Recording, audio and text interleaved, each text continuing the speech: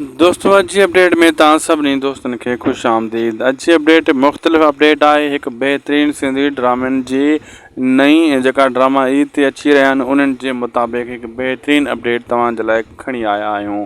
हिन वीडियो खे आख़िर ताईं ॾिसंदा छो त हीअ 1 मिंट 20 सेकेंड जी वीडियो आहे, का एॾी वॾी वीडियो न आहे। ऐं हलूं था अपडेट जी तरफ़। तव्हांजो घणो टाइम न वठंदासीं। सभिनी दोस्तनि खे अर्ज़ु कंदासीं त असांजे हिन चैनल शाहिद खोसो व्लॉग खे ज़रूरु सब्सक्राइब लाइक शेयर करे छॾींदा, पेज खे भी फॉलो करे छॾींदा, शेयर करे छॾींदा। हलूं था अॻु जी अपडेट जी तरफ़। दोस्तों हिन ईद ते सिर्फ़ु हिकिड़ो ई वॾो ड्रामो जेको अची रहियो आहे पापनगर। ऐं अॼु जो असांजो मौक़िफ़ बि इहो ई आहे त हर ईद ते फिल्मूं ऐं ड्रामा काफ़ी वॾा वॾा मेगा सोप सीरियल लॉन्च कया वेंदा आहिनि। बहरहाल हिन ईद ते सिर्फ़ु हिकिड़ो ड्रामो पापनगर वॾो ड्रामो अची रहियो आहे। बाक़ी लोकल चैनलनि ते या लोकल टेलीफिल्मूं त जाम ईंदियूं, पर को ख़ासि ॿियो अहिड़ो ड्रामो नाहे अची रहियो जंहिंजो तव्हांखे सभ खां वधीक इंतज़ारु हुयो त बाबा को मतां ईद ते को अञा 2-3 ड्रामा हलाया वञनि। बहरहाल हिकिड़ो ड्रामो पापनगर ई हूंदो जेको KTN ते हलंदो।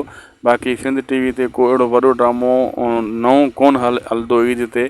पुराणा ड्रामा जेका हली रहिया आहिनि इहे हलंदा रहंदा।